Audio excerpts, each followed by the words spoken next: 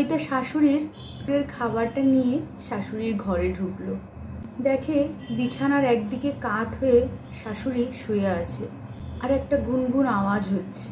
কাছে গিয়ে দেখে শাশুড়ি মা কান্না করছে। সঙ্গে সঙ্গে জয়িতা শাশুড়ি মায়ের মাথাটা নিজের কোলের মধ্যে নিয়ে বলে, কি হয়েছে মা, কাঁদছেন কেন? কোথাও কষ্ট হচ্ছে আপনার? বলুন, কোথায় কষ্ট হচ্ছে?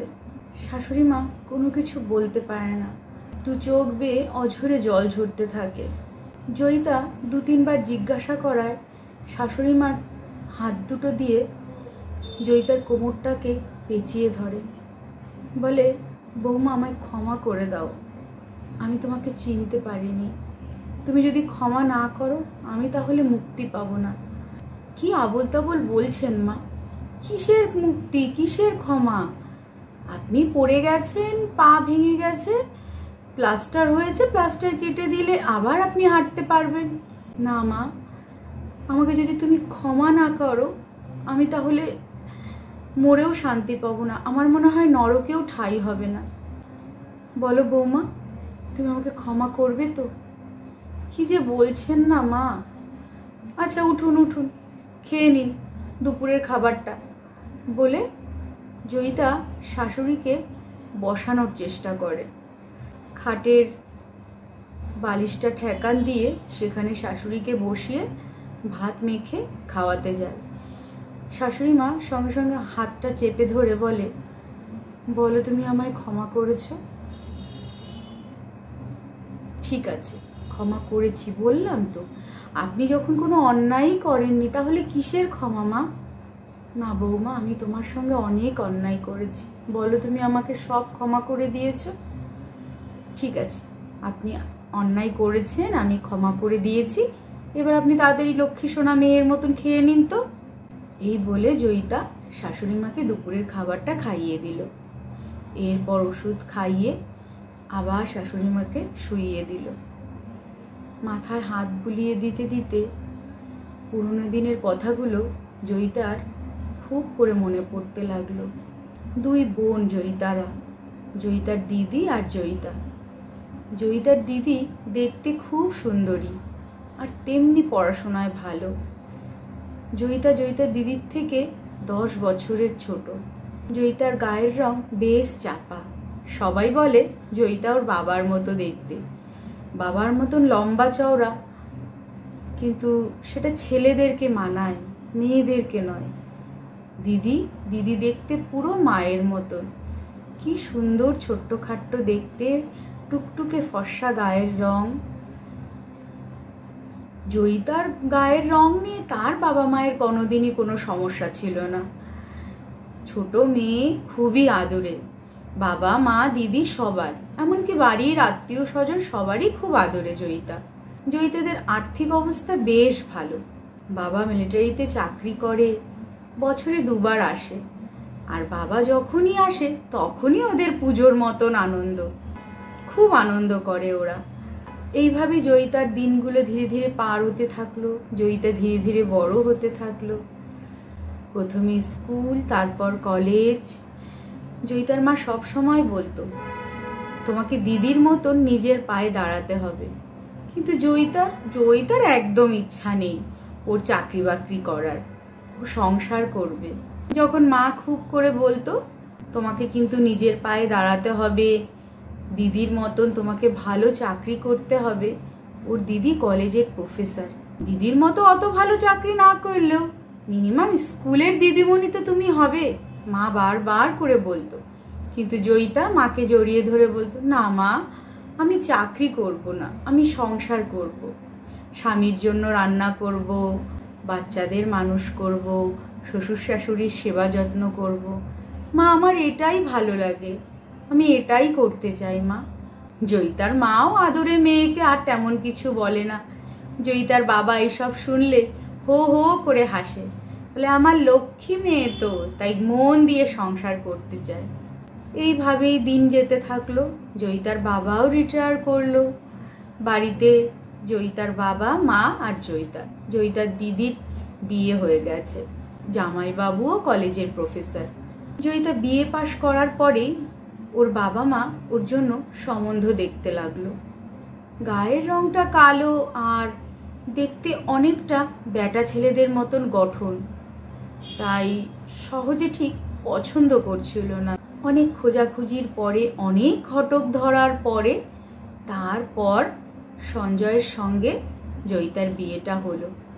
জয়িতার ঠিক বিপরীত দেখতে সঞ্জয়, খুব সুন্দর, ফর্সা গায়ের রং, লম্বা চওড়া, খুঁত শুধু একটাই, জয়িতার স্বামী তেমন কিছু একটা করে না, ওই ছোট একটা প্রাইভেট ফার্মে চাকরি করে।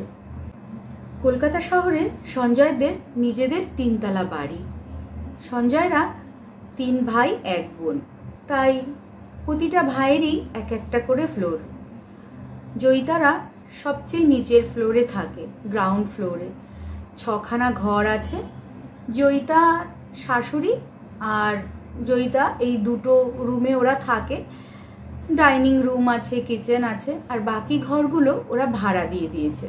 বিয়ের আগে ঠিক এরকমই ছিল, তাই ভাড়া থেকে যেটা আসতো তাই দিয়ে আর সঞ্জয়ের চাকরি দিয়ে ওদের বেশ ভালোভাবেই চলে যেত। তাই তারাও চাইছিল এমন একজন মেয়ে যে এই সব কিছু দেখে শুনেই আসবে, কারণ সঞ্জয় তো খুব ভালো একটা কোনো চাকরি করে না। তাই ঘটক মশাই যখন সম্বন্ধটা এনেছিল তখন জয়িতার বাবা শুনে প্রথমেই না করে দিয়েছিল, কিন্তু জয়িতার মা একদম শুনল না। বলল, অনেক তো দেখলো, একবার দেখে নাও, আমাদের মেয়ের গায়ের রংটাও তো একটু বিচার করো। শুনে অবশ্য জয়িতার বাবা জয়িতার মাকে খুব ধমকেছিল, আমার মেয়ের গায়ের রং আমার গর্ব, এই কথা অবশ্য বলেছিল। কিন্তু তবুও সমাজ তো আর মেনে নেবে না। সবাই চোখে আঙুল দিয়েই দেখাবে যে জয়িতার গায়ের রংটা বেশ কালো। যথারীতি জয়িতাকে দেখতে আসার পরে তারা জয়িতাকে পছন্দ করে, কিন্তু সেটা অনেকটা দেনা পাওনার জন্যই জয়িতাকে তারা পছন্দ করে। অবশ্য জয়িতার বাবাও কোনো কিছুতে কার্পণ্য করেনি। জয়িতার দিদি, জামাইবাবু, বাবা 3 জনে মিলে হয়তো সাধ্যের বাইরেই জয়িতাকে সব কিছু দিয়ে শ্বশুরবাড়িতে পাঠিয়েছিলেন। জয়িতাও মন প্রাণ ঢেলে তার সংসার জীবন শুরু করতে চেয়েছিল, কিন্তু প্রথম থেকেই জয়িতার গায়ের রং তার জীবনের প্রধান কাঁটা হয়ে দাঁড়ালো। যে কাঁটা কোনোদিন সে বাপের বাড়িতে অনুভব করেনি, সেই কাঁটা শ্বশুর বাড়িতে সে প্রথম অনুভব করলো। জয়িতার স্বামী সঞ্জয় অবশ্য তার গায়ের রং নিয়ে কোনোদিনই কোনো কিছু বলেনি, জয়িতাকে একটু বেশি ভালোবাসতো তাই। কিন্তু জয়িতার শাশুড়ি আর তার 2 জা আর ননদ, তারা সব সময় তার গায়ের রং নিয়ে তাকে কটু কথা শোনাতে পিছপা হতো না। আর এই গায়ের রঙের জন্যই জয়িতার কোনো কাজই তার শাশুড়ির ভালো লাগতো না। আসলে জয়িতার 2 জা যথেষ্ট সুন্দরী, তার ভাসুররাও ভালো সরকারি চাকরি করে, কিন্তু জয়িতার স্বামী যেহেতু কোনো ভালো চাকরি করে না, তাই বাধ্য হয়েই তারা জয়িতার মতো মেয়েকে যে নিজের বাড়ির বউ করে এনেছে সেটা তারা এটা কথার মাঝেই তাকে বুঝিয়ে দেয়। ঘরের সমস্ত কাজকর্ম জয়িতা নিজে হাতেই করে, তা সত্ত্বেও তাকে কথা শোনাতে কেউ পিছপা হয় না। জয়িতার 2 জা ভাসুর কিন্তু সবাই আলাদা। বিয়ের 6 বছর আগে থেকেই সবাই সবার মতন আলাদা থাকে, কিন্তু জয়িতাকে অত্যাচার করায় তারা কিন্তু আবার সব একজোট হয়ে যায়। তখন এই 2 বৌমা শাশুড়ির নয়নের মণি হয়ে যেত। জয়িতার বিয়ে হওয়ার পরেই এই 2 বৌমা এবং ননদের পরামর্শে জয়িতার শাশুড়ি মা রান্নার লোক এবং কাজের লোক ছাড়িয়ে দেয়।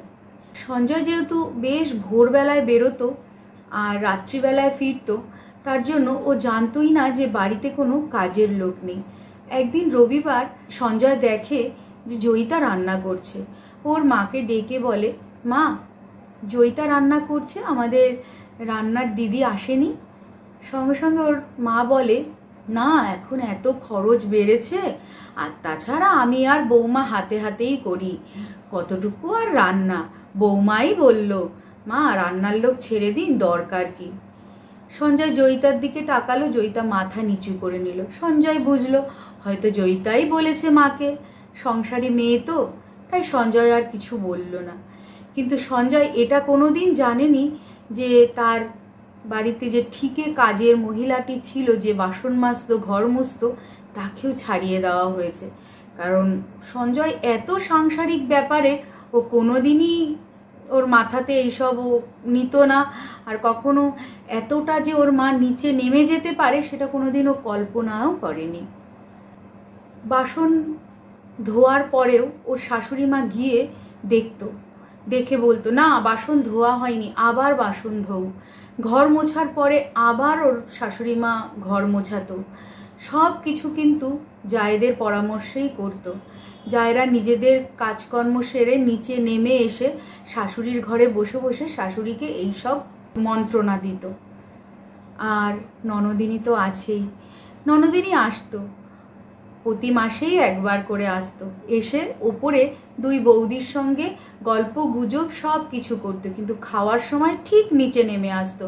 তখন কিন্তু কোনো বৌদি ননদিনীকে বলতো না যে আজকের দিনটা তুমি এখানে খেয়ে নাও।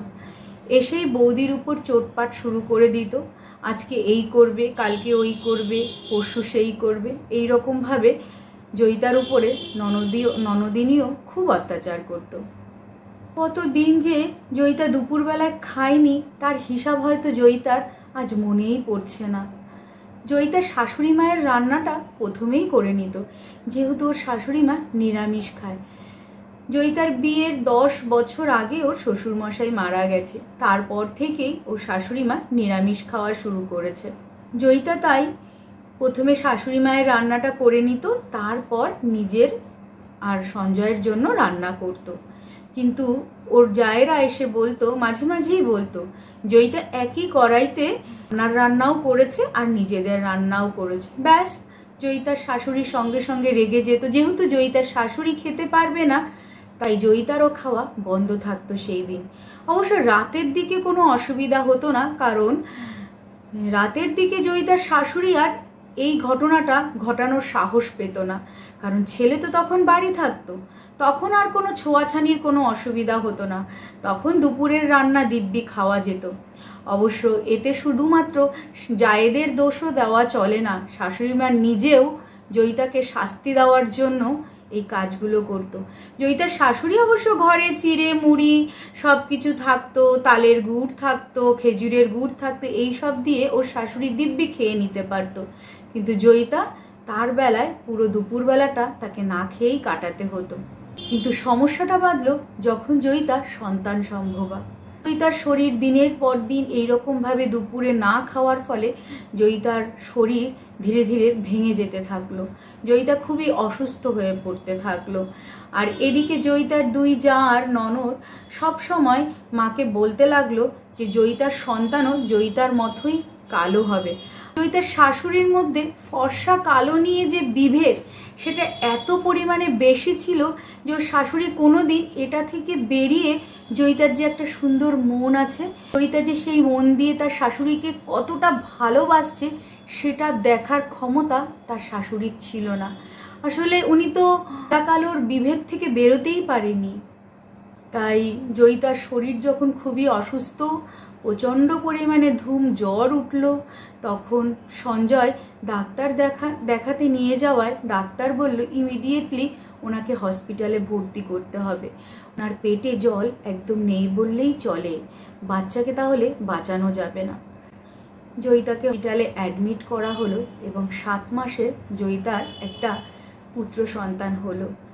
অবশ্য ছেলে দেখতে পুরো জয়িতার স্বামী সঞ্জয়ের মতোই হয়েছিল, ফর্সা টুকটুকে, অসাধারণ দেখতে হয়েছিল। জয়িতার শাশুড়ি অবশ্য নাতিকে দেখে পাগল প্রায় অবস্থা, তিনি তো নাতিকে নিয়ে বাড়িতেই চলে যেতে চাইছিলেন, কিন্তু জয়িতার মা তখন বাদ সাধলো। আসলে তিনিও তো একটা বাড়ির বউ ছিলেন কখনো, আজ তার বয়স হয়ে গেছে, তিনি আজ শাশুড়ি হয়েছেন, কিন্তু নিজের মেয়ের কষ্ট তিনি ঠিকই তার চোখ মুখ দেখে বুঝতে পারতেন। জয়িতা কোনোদিন মুখ ফুটে তার বাবা মাকে কিছু না বললেও জয়িতা কেন বাপের বাড়ি আসতে চাইতো না, কিংবা জয়িতা দিন দিন কেন এত রোগা হয়ে গেছে, এই সব কিছু মিলেমিশে উনি ভালোই বুঝতে পারতেন যে তার মেয়ে তার শ্বশুর বাড়িতে একদমই ভালো নেই।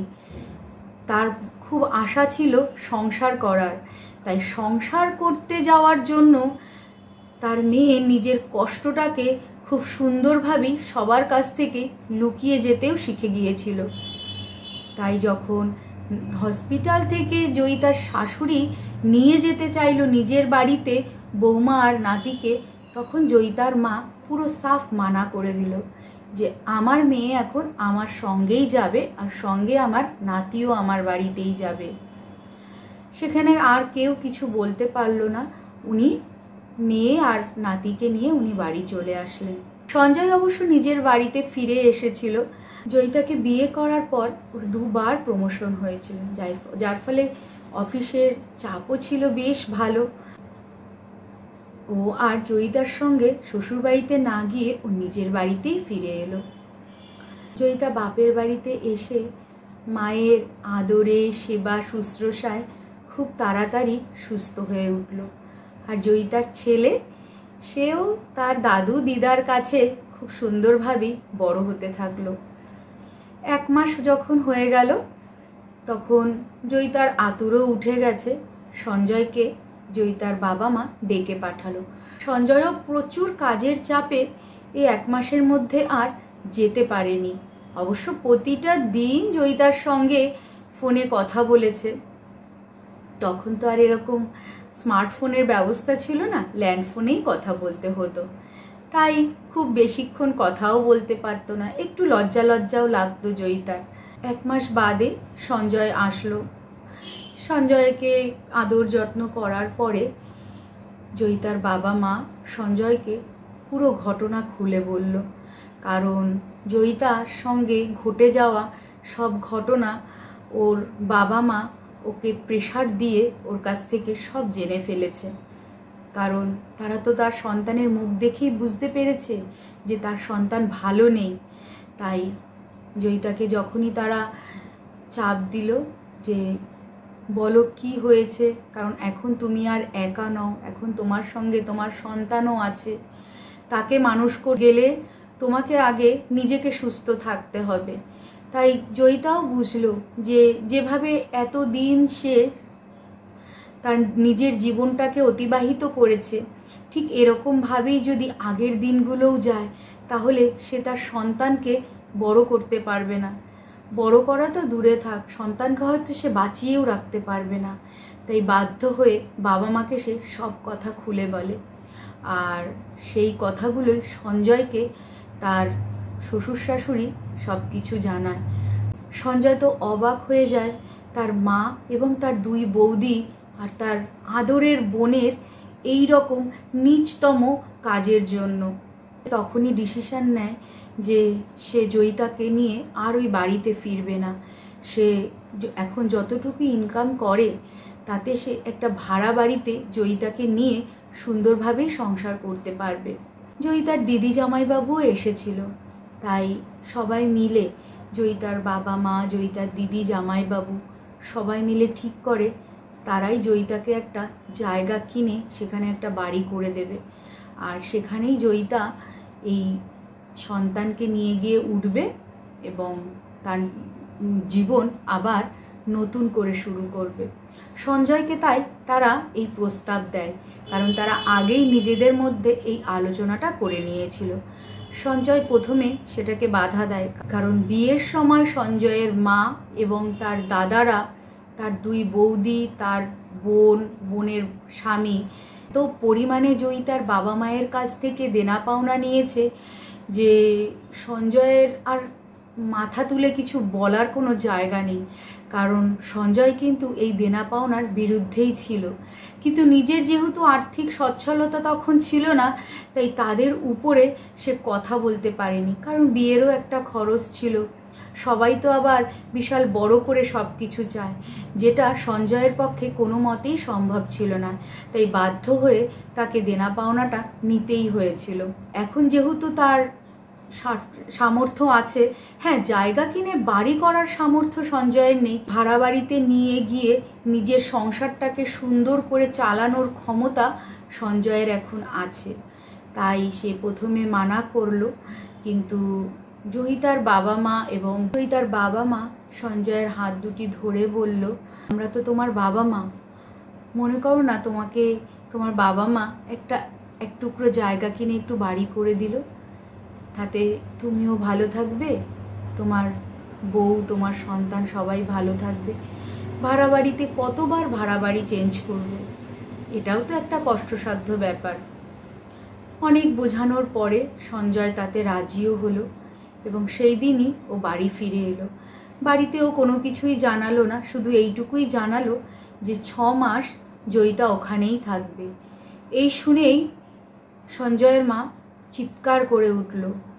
মায়ের এই মূর্তি সঞ্জয় এই প্রথমবার দেখল। সঞ্জয়ের মা নিজেকে হট করে ছেলের সামনে এরকমভাবে আসল মূর্তিটাকে মেলে ধরায় হঠাৎই খুব লজ্জা পেয়ে যায় এবং সঙ্গে সঙ্গে নিজেকে শান্ত করে অভিনয়ের ছলে বলে, আমি আমার বৌমা আর নাতিকে এতদিন না দেখে কি করে থাকবো, আমার বৌমা ছাড়া আমি একদম চলতে পারি না। তখন সঞ্জয় ব্যঙ্গের হাসি হেসে বলে, তোমার আরও তো 2 জন বৌমা আছে, তাদেরকে দেখেই নয় থাকো এই 6 মাস। বলা তো যায় না, হয়তো সেই 6 মাস কয়েক বছরেও পরিণত হতে পারে। সঞ্জয়ের মা অবশ্য এই কথার কোনো মানে বুঝতেই পারল না, কারণ সে তো জানেই যে তার ছেলের পক্ষে বাড়ির বাইরে বেরোনো কোনো মতেই সম্ভব না, কারণ তার বড় 2 ছেলে সরকারি চাকরি করে যখন কিছু করতে পারেনি, তাহলে এই ছোট ছেলে একটা প্রাইভেট ফার্মে চাকরি করে কি আর করবে। তাই সঞ্জয়ের কথায় অত কিছু না ভেবে উনি ওনার ঘরে চলে গেল। 6 মাসের মধ্যেই জয়িতার বাবা মা একটা সুন্দর জায়গা কিনে সেখানে জয়িতার জন্য সুন্দর একটা একতলা বাড়ি তৈরি করে ফেললো। সুন্দর দিনক্ষণ দেখে তারা গৃহপ্রবেশ করলো। যেদিন গৃহপ্রবেশ করবে তার আগের দিন জয়িতা তার ছেলেকে নিয়ে শ্বশুরবাড়িতে গিয়েছিল, থাকার জন্য না, শাশুড়ি মাকে বলে আসার জন্য যে সে এই বাড়ি ছেড়ে চলে যাচ্ছে। সঞ্জয় অবশ্য আগেই বলে দিয়েছিল যে জয়িতা দিনে বাড়ি আসবে, তাই শাশুড়ি সকালবেলায় জয়িতার জন্য একটু খাবার করেছিল, কারণ উনি জানেন যে সঞ্জয় আজকে বাড়ি থাকবে। সকালবেলায় আসার পরে জয়িতাকে খুব আদর যত্ন করে শাশুড়ি মা খেতে দিল। খাওয়া দাওয়া হয়ে যাওয়ার পরে সঞ্জয় একটু তার নতুন বাড়িতে গিয়েছিল, যেহেতু গৃহপ্রবেশ আছে, বাড়িতে অনেক কেনাকাটা অনেক কিছু ব্যাপার আছে, পুজোর সরঞ্জাম, তাই সে বেরিয়েছিল। অবশ্য বাড়িতে কিছু জানায়নি আর কি, মাকে জানায়নি কিংবা দাদা বৌদিদেরও জানায়নি, জয়িতা জানে। সঞ্জয় বেরিয়ে যাওয়ার সঙ্গে সঙ্গে জয়িতার শাশুড়ি বলে, বাপের বাড়িতে তো 6 মাসে অনেক সুখ ভোগ করে আসলে, এবার ছেলেকে রেখে এবার কাজকর্মে নামো, অনেক তো হলো, আমি আর কত করব, আমি আর পেরে উঠছি না। জয়িতা মুচকি হাসলো। একটা বেলাও হলো না উনি ওনার আসল মূর্তি দেখানো শুরু করে দিলেন। জয়িতা কিছু বলল না, ছেলেকেও কোল থেকে নামালো না, চুপ করে ছেলেকে কোলে নিয়ে বসে রইল। কারণ জয়িতার মা বলে দিয়েছে যে তার সন্তান কিন্তু 7 মাসের হয়েছে, সুতরাং এই সন্তানকে যথেষ্ট যত্ন করতে হবে, তা না হলে কিন্তু সন্তান ফাঁকি দিতে দেরি করবে না। জয়িতার শাশুড়ি প্রচণ্ড রেগে গেল জয়িতার এই রকম মূর্তি দেখে। কাছে এসে জয়িতার চুলের মুঠিটা ধরে মাথাটা ঝাঁকিয়ে দিল আর বলল, আগের মার কি সব ভুলে গেছো? জয়িতা আজ তো নয়, বেশ কয়েকবার তার শাশুড়ি তাকে মেরেছে। শুধু শাশুড়ি কেন, ননদও তাকে মেরেছে, আর 2 জা সমান হারে উস্কিয়ে গেছে শাশুড়ি আর ননদকে জয়িতাকে মারার জন্য। জয়িতা এ কথা কোনো দিন তার স্বামীকে কিংবা তার বাবা মাকে পর্যন্ত বলেনি, কারণ এটা খুবই নীচতম কাজ। এত কিছু বলা সত্ত্বেও এই কথাটা জয়িতা সম্পূর্ণ চেপে গেছে।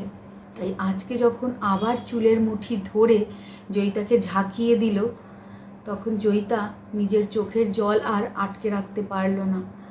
বলল, মা, আর কয়েক ঘন্টাই আছি, আর আমি আপনাকে জ্বালাতে আসবো না, আমি চলে যাচ্ছি। আপনি কোনো দিন শুধরাবেন না, এত অত্যাচার করেও আপনার শান্তি হয়নি। আজকে সকালে আসলাম, আর আপনি দেখুন, যেই আপনার ছেলে বেরিয়ে গেছে আপনি আপনার মূর্তি আবার ধারণ করে ফেলেছেন। আমি বলবো আপনার ছেলে আসার সঙ্গে সঙ্গে যে আপনি আমাকে মেরেছেন।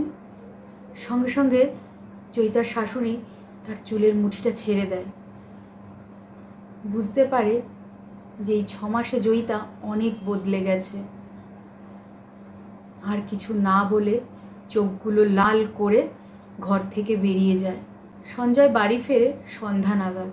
দুপুরটায় জয়িতা জানে এরকমই কিছু হবে, তাই দুপুরে জয়িতার আর খাওয়া না জুটলেও জয়িতা টিফিন বক্সে করে ওর মা ওকে লুচি আর তরকারি দিয়ে দিয়েছিল, দুপুরে সেটাই খেয়ে নেয়। সন্ধ্যাবেলায় সঞ্জয় এসে ওর মাকে বলে, মা, কালকে আমার বাড়ির গৃহপ্রবেশ, পারলে তুমি এসো। উপরে দাদাদের গিয়েও জানায়। এরপর জয়িতাকে আর নিজের ছেলেকে নিয়ে তারা বেরিয়ে পড়ে। দাদা বৌদিরা যখন জানতে পারে যে সঞ্জয় বাড়ি থেকে চলে যাচ্ছে, তখন দাদারা নিচে নেমে আসলেও বৌদিরা কিন্তু কেউ নিচে নেমে আসেনি, কারণ তারা বুঝতে পেরেছে যে এবার শাশুড়ি তাদের ঘাড়েই পড়বে, আর তারা কেউ শাশুড়িকে দেখতে তো নারাজ। ছেলেরা এসে মাকে বলে যে মা কেন তা সঞ্জয়কে আটকায়নি। সঞ্জয়ের মা তো জানেই না যে এত কিছু হবে। সঞ্জয় তোর মায়ের কাছে অনুমতি চায়নি, তাকে শুধু বলে গেছে, নিমন্ত্রণ করে গেছে গৃহপ্রবেশে যাওয়ার জন্য। পরদিন গৃহপ্রবেশে অবশ্য বাড়ি থেকে কেউই আসেনি। ননদকেও বলেছিল, ননদের বাড়িতে গিয়েই নিমন্ত্রণ করেছিল, কিন্তু ননদও আসেনি। ওরা ওদের নতুন জীবন খুব সুন্দরভাবে শুরু করেছিল। পর কেটে গেছে বহু বছর। জয়িতার ছেলের এবার ইঞ্জিনিয়ারিং 2nd ইয়ার। জয়িতার স্বামীও একটা ভালো পোস্টে চাকরি করে। খুব সুখের সংসার জয়িতার, কোনো সমস্যা নেই ওর সংসারে। জয়িতা কিন্তু আর তার শ্বশুর বাড়িতে কোনোদিন আসেনি। 1 মাস হলো জয়িতা শ্বশুর বাড়িতেই আছে। তার শাশুড়ি বাথরুমে পড়ে পা ভেঙে গেছে। যথেষ্ট বয়স হয়েছে, নিজের রান্নাটা এখনো নিজেকেই করে খেতে হয়। জয়িতা চলে যাওয়ার পরে তার 2 জার 1 জাও জয়িতার শাশুড়িকে দেখেনি। এমনকি ননদও আসতো খুব কম, কারণ ননদকে এখন ভালো মন্দ রেঁধে তো আর মা দিতে পারবে না, কারণ মা তো নিরামিষ খায়। আর বৌদিরাও তো ননদের ধার ধারে না। তখন একটু গ্রুপে আরেকজন সদস্যের দরকার ছিল, তা না হলে বেশ সমালোচনাটা জোরদার হতো না, অত্যাচারটাও ঠিক জোরালো হতো না। তাই ননদকে তারা সামিল করেছিল, ননদকে পারস করে খাওয়ানোর জন্য নয়। তাই জয়িতা বেরিয়ে যাওয়ার পরে ননদও বছরে 1 বার আসে কিনা সম্ভাবনা, যে ননদ প্রতি মাসে 1 বার আসতো। সেদিন রাত্রে বাথরুমে যাচ্ছিলেন, তখনই পাটা কিভাবে ফসকে যায় আর বাথরুমে পড়ে যায়। সারা রাত ওই অবস্থায় ছিল। পরদিন কাজের মহিলাটা এসে আবিষ্কার করে যে জয়িতার শাশুড়ি বাথরুমে পড়ে আছে অজ্ঞান হয়ে। সঙ্গে সঙ্গে তারা হসপিটালে নিয়ে যায়। হসপিটালেই তো ছিল প্রায় 15 দিনের মতন। তারপর বাড়িতে এসেছে। এসে শাশুড়িকে এখন দেখবে কে? জায়েরা তো দেখতে পারবে না। তাই এখন সবার জয়িতাকে মনে পড়েছে। আর ননদ তো জাস্ট চোখের দেখা দেখতে গিয়েছিল 1 বার হসপিটালে। এই 1 মাস হয়ে গেছে শাশুড়ি বাড়িতে এসেছে, একটা বাড়ির জন্য মাকে দেখতে আসেনি। জয়িতার শাশুড়ি এই 1 মাসে বুঝতে পেরেছে যে উনি কত বড় অন্যায় করেছে আর তার শাস্তি উনি কিভাবে পাচ্ছে। শুধু যে পা ভেঙেছে তা নয়, হাতের আঙুলগুলো এমনভাবে মুড়ে গেছে যে আঙুলগুলো আর সোজা হবে না। বুকেও খুব জোর লেগেছে, মাথা ফেটে গেছে। সেগুলো অবশ্য ওষুধ খেয়ে সেরে গেলেও পা ডাক্তার অবশ্য বলেই দিয়েছে উনি কিন্তু আর হাঁটতে পারবে না। যে হেঁটে চলে যখন বেড়াতো তখনই তার বৌমারা তাকে দেখেনি, তাহলে যে মানুষ বিছানায় শয্যাশায়ী হয়ে থাকবে তাকে কে দেখবে? আর তাকে এখন সেবা শুশ্রূষা সেই মানুষই করছে যাকে বিয়ের পর দিন থেকে অত্যাচারের চরম সীমানায় নিয়ে গিয়েছিল এই জয়িতার শাশুড়ি।